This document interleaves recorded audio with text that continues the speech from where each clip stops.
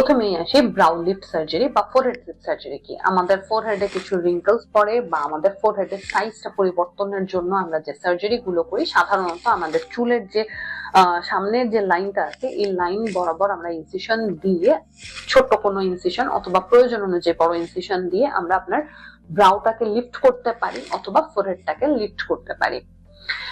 এছাড়াও সিম্পল বোটক্সের মাধ্যমেও আমরা ব্রাউ লিফট করতে পারি। এছাড়া যারা পুরোপুরি ফেসের প্রবলেম বা তাদের দুই সাইডে ফেস ঝুলে গিয়েছে, এখানে লাইন চলে এসেছে, নেকটা ঝুলে গিয়েছে, তাদের ক্ষেত্রে চমৎকার একটা অপশন হচ্ছে ফেস লিফট সার্জারি।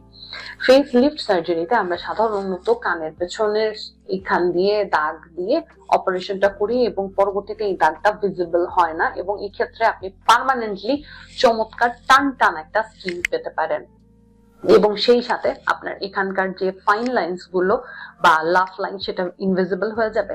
এছাড়া আপনার জ লাইনটা অনেক বেশি শার্প হবে, নেকের যে ঝুলে যাওয়ার প্রবলেমটা থাকে একই সাথে নেক লিফটটাও হবে।